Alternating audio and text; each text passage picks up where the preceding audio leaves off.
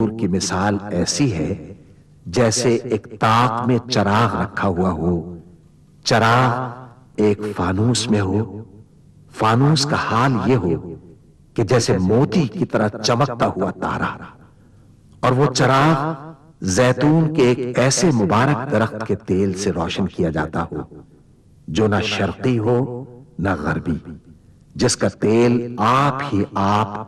بھڑتا پڑتا ہو، چاہے آگ اس کو نہ لگے۔ اس طرح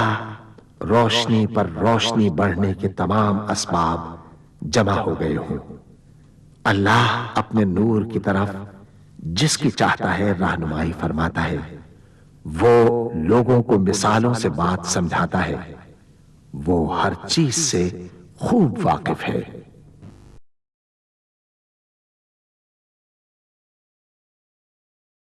العظمت للہ،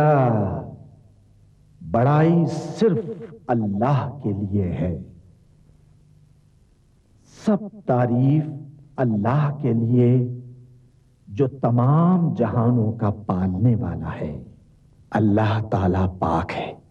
اور سب تعریفیں اللہ ہی کے لیے ہیں، اور اللہ تعالیٰ کے سوا کوئی عبادت کے لائق نہیں۔ اللہ سب سے بڑا ہے، اور نہیں طاقت نیکی کی اور نہ گناہ سے بچنے کی مگر سوائے اللہ کی مدد سے،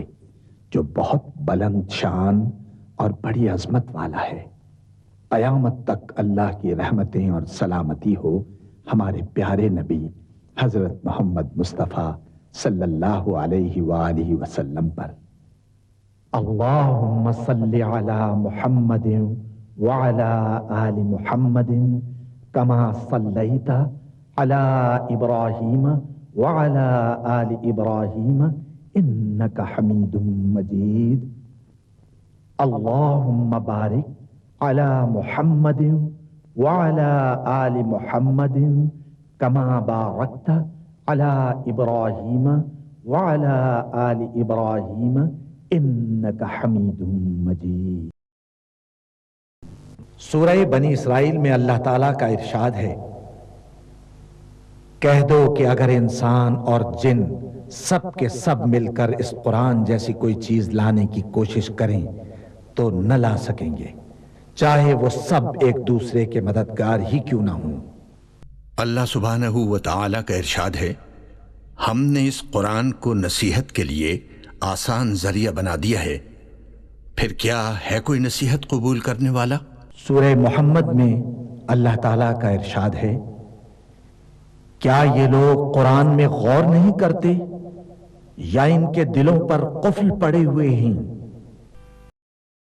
آپ کی خدمت میں قرآن مجید کی تلاوت الشیخ یاسر الدوسری کی آواز میں پیش کی جا رہی ہے۔ اعوذ باللہ من الشیطان الرجیم، بسم اللہ الرحمن الرحیم۔ بسم اللہ الرحمن الرحیم۔ شروع اللہ کا نام لے کر جو بڑا مہربان نہایت رحم والا ہے۔ یا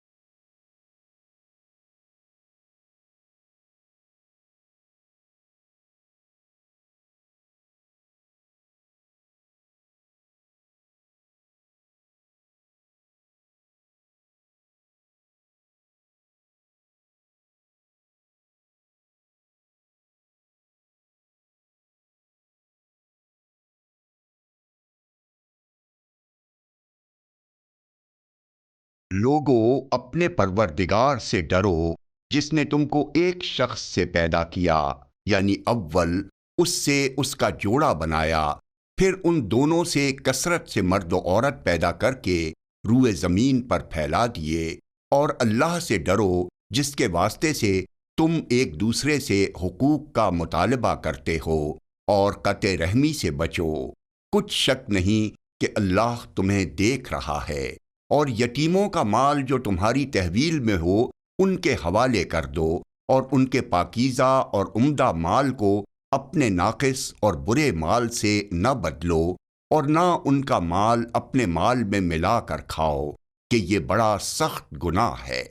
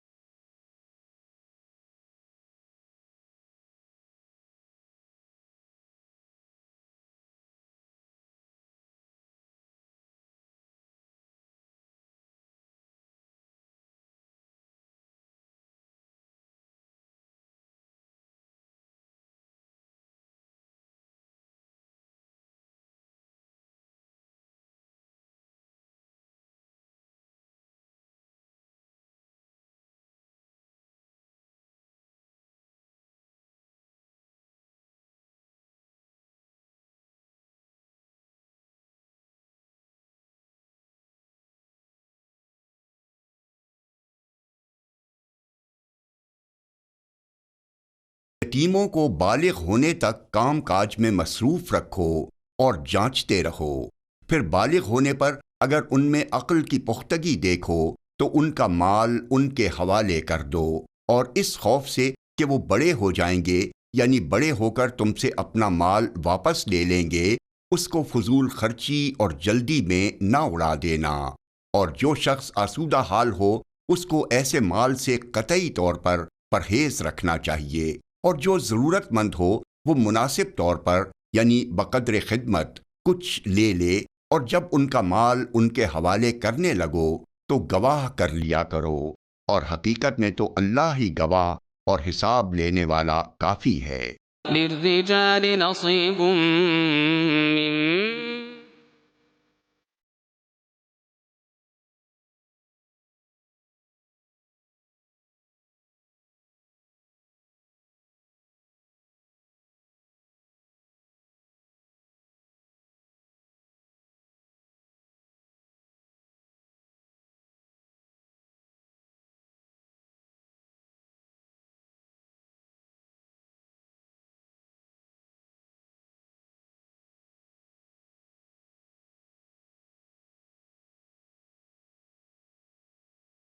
جو مال ماں باپ اور رشتہ دار چھوڑ مریں، تھوڑا ہو یا بہت، اس میں مردوں کا بھی حصہ ہے اور عورتوں کا بھی، یہ حصے اللہ کے مقرر کیے ہوئے ہیں۔ اور جب میراث کی تقسیم کے وقت غیر وارث رشتہ دار اور یتیم اور نادار لوگ آ جائیں تو ان کو بھی اس میں سے کچھ دے دو، اور ان سے معقول بات کہو۔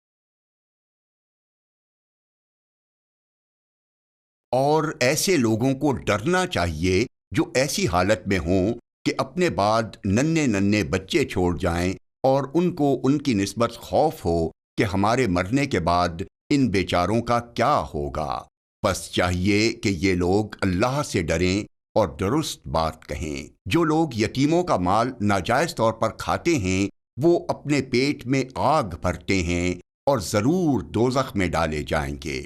اللہ تمہاری اولاد کے بارے میں تم کو ارشاد فرماتا ہے کہ ایک لڑکے کا حصہ دو لڑکیوں کے حصے کے برابر ہے، اور اگر اولاد میت صرف لڑکیاں ہی ہوں یعنی دو یا دو سے زیادہ تو کل ترکے میں ان کا 2/3 ہے، اور اگر صرف ایک لڑکی ہو تو اس کا نصف ہے، اور میت کے ماں باپ کا یعنی دونوں میں سے ہر ایک کا ترکے میں 6واں حصہ ہے، بشرطے کہ میت کے اولاد ہو، اور اگر اولاد نہ ہو اور صرف ماں باپ ہی اس کے وارث ہوں تو 1/3 ماں کا حصہ ہے، اور اگر میت کے بھائی بھی ہوں تو ماں کا 6واں حصہ ہوگا۔ اور یہ تقسیم ترکہ میت کی وصیت کی تعمیل کے بعد جو اس نے کی ہو یا قرض کے ادا ہونے کے بعد جو اس کے ذمے ہو عمل میں آئے گی۔ تم کو معلوم نہیں کہ تمہارے باپ دادوں اور بیٹوں پوتوں میں سے فائدے کے لحاظ سے کون تم سے زیادہ قریب ہے۔ یہ حصے اللہ کے مقرر کیے ہوئے ہیں، اور اللہ سب کچھ جاننے والا ہے، حکمت والا ہے۔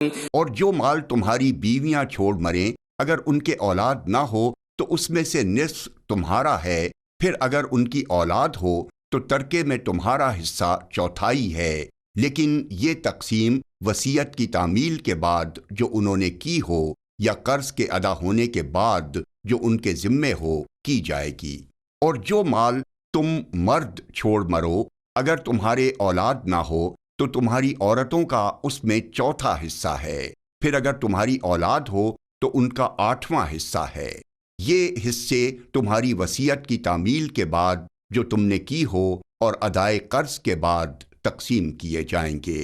اور اگر ایسے مرد یا عورت کی میراث ہو جس کے نہ باپ ہو نہ بیٹا مگر اس کے بھائی یا بہن ہو تو ان میں سے ہر ایک کا چھٹا حصہ ہے، اور اگر ایک سے زیادہ ہوں تو سب 1/3 میں شریک ہوں گے۔ یہ حصے بھی بعد ادائے وصیت و قرض بشرطے کہ ان سے میت نے کسی کا نقصان نہ کیا ہو تقسیم کیے جائیں گے۔ یہ اللہ کا فرمان ہے اور اللہ نہایت علم والا ہے، بردبار ہے۔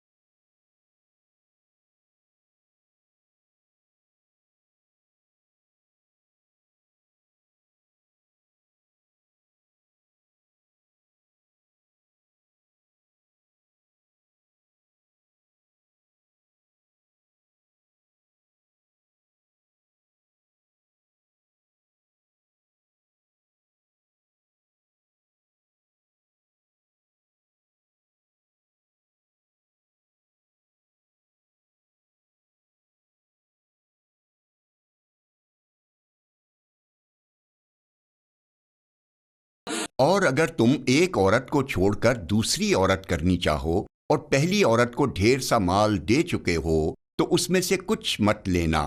بھلا تم بہتان لگا کر اور کھلا گناہ کر کے اپنا مال اس سے واپس لوگے؟ اور تم دیا ہوا مال کیوں کر واپس لے سکتے ہو جبکہ تم ایک دوسرے کے ساتھ صحبت کر چکے ہو اور وہ تم سے پختہ عہد بھی لے چکی ہیں؟ اور جن عورتوں سے تمہارے باپ دادا نے نکاح کیا ہو ان سے نکاح نہ کرنا، مگر جاہلیت میں جو ہو چکا سو ہو چکا۔ یہ نہایت بے حیائی اور اللہ کی ناخوشی کی بات تھی اور بہت برا دستور تھا۔ تم پر تمہاری مائیں اور بیٹیاں اور بہنیں اور پھوپھیاں اور خالائیں اور بھتیجیاں اور بھانجیاں اور وہ مائیں جنہوں نے تم کو دودھ پلایا ہو اور رضائی بہنیں اور ساسیں حرام کر دی گئی ہیں، اور جن عورتوں سے تم خلوت کر چکے ہو ان کی لڑکیاں جنہیں تم پرورش کرتے ہو وہ بھی تم پر حرام ہیں۔ ہاں، اگر ان کے ساتھ تم نے خلوت نہ کی ہو تو ان کی لڑکیوں کے ساتھ نکاح کر لینے میں تم پر کچھ گناہ نہیں، اور تمہارے صلبی بیٹوں کی عورتیں بھی اور 2 بہنوں کا اکٹھا کرنا بھی حرام ہے، مگر جو ہو چکا سو ہو چکا،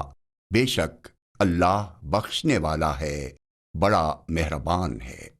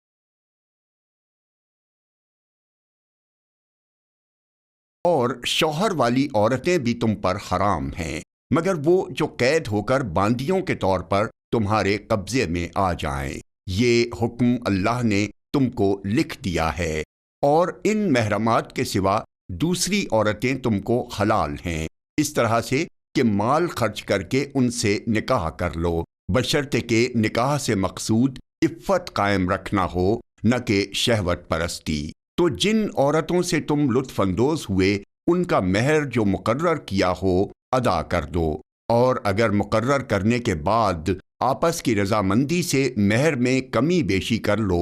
تو تم پر کچھ گناہ نہیں، بے شک اللہ سب کچھ جاننے والا ہے، حکمت والا ہے۔ اور جو شخص تم میں سے مومن آزاد عورتوں سے نکاح کرنے کا مقدور نہ رکھے تو مومن باندیوں ہی سے جو تمہارے قبضے میں آ گئی ہوں نکاح کر لے، اور اللہ تمہارے ایمان کو اچھی طرح جانتا ہے۔ تم آپس میں ایک دوسرے کے ہم جنس ہو، پھر ان لونڈیوں کے ساتھ ان کے مالکوں سے اجازت حاصل کر کے نکاح کر لو، اور دستور کے مطابق ان کا مہر بھی ادا کر دو، بشرطے کہ وہ پاک دامن ہوں، نہ ایسی کہ کھلم کھلا بدکاری کریں، اور نہ در پردہ دوستی کرنا چاہیں۔ پھر اگر نکاح میں آ کر بدکاری کا ارتکاب کر بیٹھیں تو جو سزا آزاد عورتوں کے لیے ہے اس کی آدھی ان کو دی جائے۔ یہ باندی کے ساتھ نکاح کرنے کی اجازت اس شخص کو ہے جسے گناہ کر بیٹھنے کا اندیشہ ہو، اور یہ بات کہ صبر کرو تمہارے لیے بہتر ہے، اور اللہ بخشنے والا ہے، مہربان ہے۔ اللہ چاہتا ہے کہ اپنی آیتیں تم سے کھول کھول کر بیان فرمائے اور تم کو اگلے لوگوں کے طریقے بتائے اور تم پر مہربانی کرے، اور اللہ جاننے والا ہے، حکمت والا ہے۔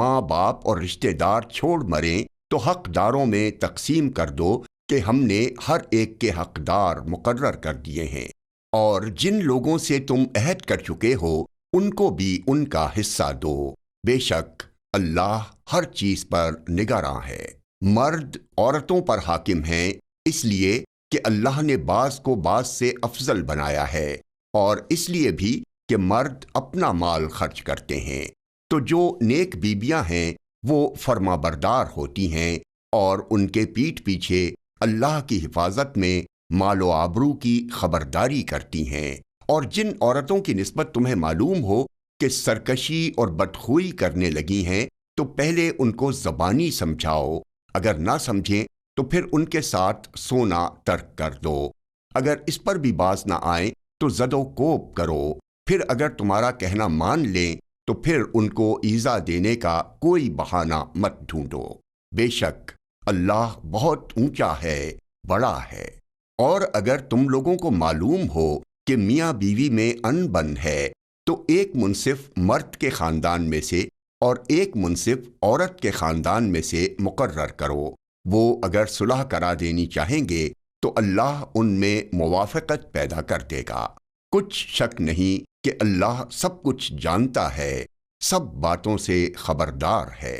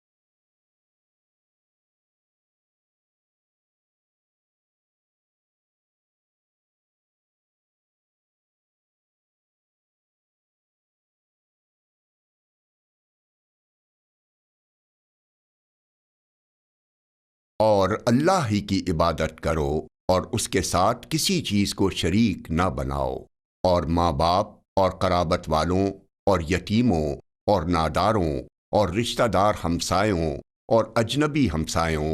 اور پاس بیٹھنے والوں اور مسافروں اور جو لوگ تمہارے قبضے میں ہوں سب کے ساتھ حسن سلوک کرو، بے شک اللہ تکبر کرنے والے بڑائی مارنے والے کو دوست نہیں رکھتا، جو خود بھی بخل کریں اور لوگوں کو بھی بخل سکھائیں، اور جو مال اللہ نے ان کو اپنے فضل سے عطا فرمایا ہے اسے چھپا چھپا کے رکھیں، اور ہم نے کافروں کے لیے ذلت کا عذاب تیار کر رکھا ہے، اور جو خرچ بھی کریں تو اللہ کے لیے نہیں بلکہ لوگوں کے دکھانے کو، اور ایمان نہ اللہ پر لائیں نہ روز آخر پر، اور جس کا ساتھی شیطان ہوا تو کچھ شک نہیں وہ برا ساتھی ہے۔ اور اگر یہ لوگ اللہ پر اور روز قیامت پر ایمان لاتے اور جو کچھ اللہ نے ان کو دیا تھا اس میں سے خرچ کرتے تو ان پر کیا مصیبت آ پڑتی، اور اللہ ان کو خوب جانتا ہے۔ اللہ کسی کی ذرہ بھر بھی حق تلفی نہیں کرتا، اور اگر کسی نے نیکی کی ہوگی تو اس کو کئی گنا کر دے گا اور اپنے ہاں سے اجر عظیم بخشے گا۔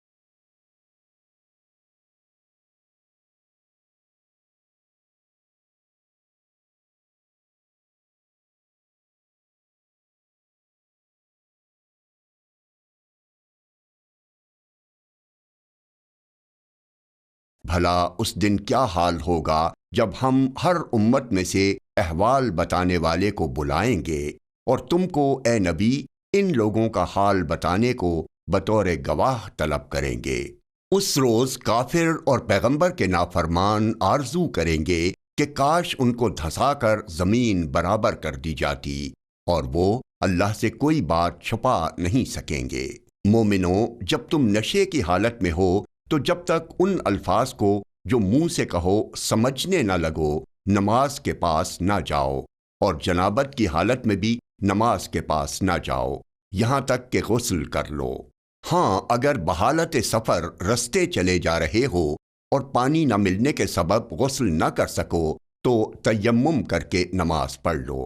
اور اگر تم بیمار ہو یا سفر میں ہو یا کوئی تم میں سے بیت الخلاء سے ہو کر آیا ہو یا تم نے عورتوں سے مقاربت کی ہو اور تمہیں پانی نہ ملے تو پاک مٹی لو اور منہ اور ہاتھوں کا مسح کر کے تیمم کر لو۔ بے شک اللہ معاف کرنے والا ہے، بخشنے والا ہے۔ بھلا تم نے ان لوگوں کو نہیں دیکھا جن کو کتاب سے حصہ دیا گیا تھا کہ وہ گمراہی کو خریدتے ہیں اور چاہتے ہیں کہ تم بھی رستے سے بھٹک جاؤ، اور اللہ تمہارے دشمنوں سے خوب واقف ہے، اور اللہ ہی کافی کارساز ہے، اور اللہ ہی کافی مددگار ہے۔ اور یہ جو یہودی ہیں ان میں سے کچھ لوگ ایسے بھی ہیں کہ کتاب اللہ کے کلمات کو ان کے مقامات سے ہٹا دیتے ہیں اور کہتے ہیں کہ ہم نے سن لیا اور نہیں مانا، اور کہتے ہیں سنو نہ سنوائے جاؤ، اور زبان کو مروڑ کر اور دین میں تان کی راہ سے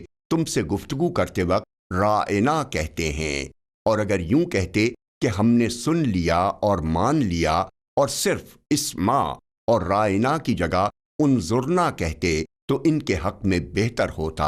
اور بات بھی بہت درست ہوتی، لیکن اللہ نے ان کے کفر کے سبب ان پر لعنت کر رکھی ہے، تو یہ کچھ تھوڑے ہی ایمان لاتے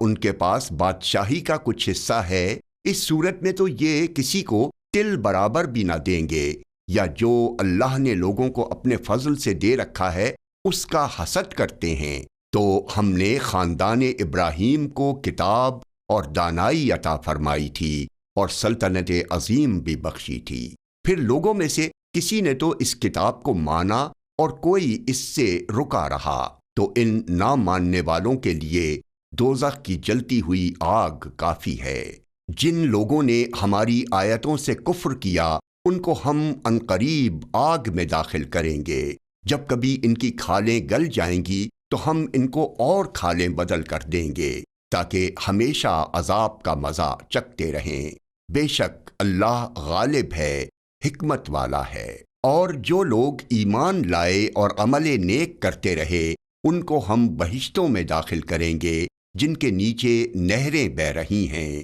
وہ ان میں ہمیشہ ہمیشہ رہیں گے۔ وہاں ان کے لیے پاک بیبیاں ہیں اور ان کو ہم گھنے سائے میں داخل کریں گے۔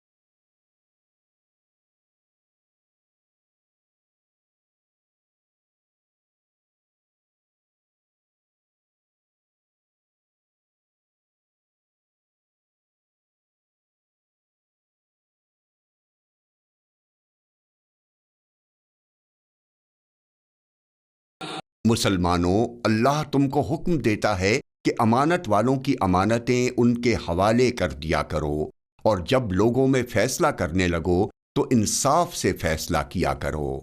اللہ تمہیں بہت خوب نصیحت کرتا ہے، بے شک اللہ سنتا ہے، دیکھتا ہے۔ مومنو، اللہ اور اس کے رسول کی فرما برداری کرو، اور جو تم میں سے صاحب حکومت ہیں ان کی بھی۔ پھر اگر کسی بات میں تم میں اختلاف واقع ہو تو اگر اللہ اور روز آخر پر ایمان رکھتے ہو تو اس میں اللہ اور اس کے رسول کے حکم کی طرف رجوع کرو، یہ بہت اچھی بات ہے اور اس کا انجام بھی اچھا ہے۔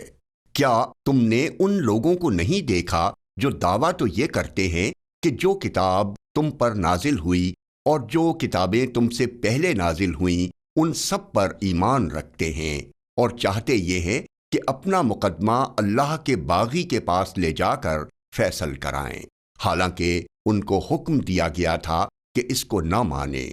اور شیطان تو یہ چاہتا ہے کہ ان کو بہکا کر رستے سے دور ڈال دے۔ اور جب ان سے کہا جاتا ہے کہ جو حکم اللہ نے نازل فرمایا اس کی طرف رجوع کرو اور پیغمبر کی طرف آؤ، تو تم منافقوں کو دیکھتے ہو کہ تم سے گریز کرتے اور رکے جاتے ہیں۔ پھر کیسی ندامت کی بات ہے کہ جب ان کے اعمال کی شامت سے ان پر کوئی مصیبت واقع ہوتی ہے تو تمہارے پاس بھاگے آتے ہیں اور قسمیں کھاتے ہیں کہ واللہ ہمارا مقصود تو بھلائی اور مصالحت تھا۔ ان لوگوں کے دلوں میں جو کچھ ہے اللہ اس کو خوب جانتا ہے۔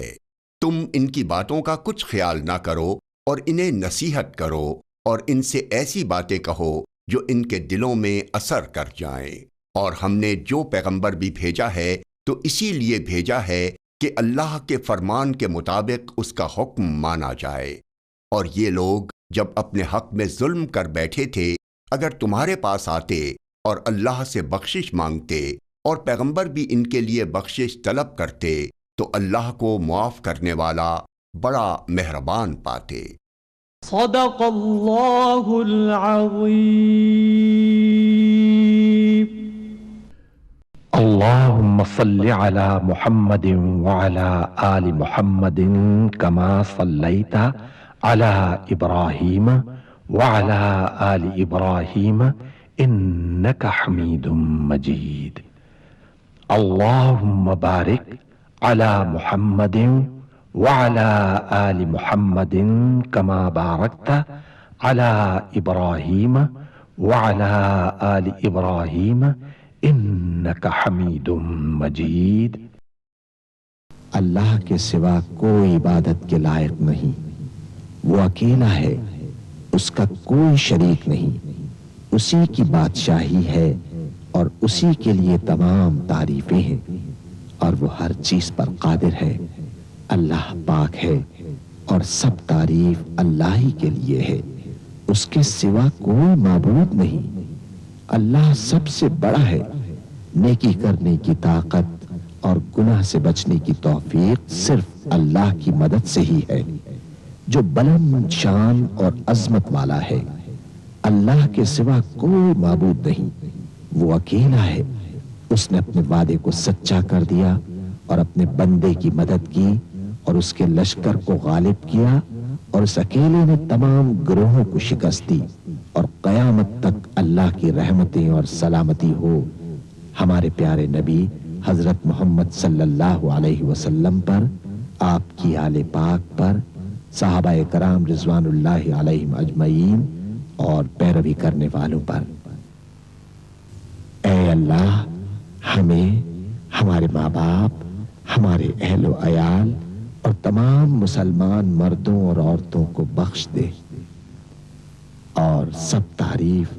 اللہ کے لیے جو تمام جہانوں کا پالنے والا ہے۔ اے اللہ پاک، پیارے نبی پاک کے صدقے میں ان تمام لوگوں کو جنہوں نے اس کار خیر میں حصہ لیا، ان کی اس کاوش کو قبول فرما،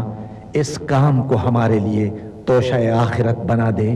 اے اللہ پاک، پیارے نبی کے صدقے میں ہمارے تمام گناہ صغیرہ و کبیرہ معاف فرما دے اور ہمیں دوزخ کے عذاب سے بچا لے۔ ہمیں، ہمارے والدین، ہمارے اہل و عیال اور تمام مومن مسلمان مردوں اور عورتوں کو بخش دے۔ اے اللہ پاک، تو ہماری قبروں میں وحشت کے وقت ایک رفیق عطا فرما دے اور ہمیں قبر کے عذاب سے محفوظ رکھیو۔ اے تمام جہانوں کے مالک، دنیا سے رخصت ہوتے وقت ہماری زبان اور دل اس بات کی شہادت دے رہے ہوں، اشہد ان لا الہ الا اللہ وحدہ لا شریک لہ واشہد ان محمدا عبدہ ورسولہ۔ اے تمام جہانوں کے مالک، ہمارے دعا قبول فرما لے، آمین یا رب العالمین۔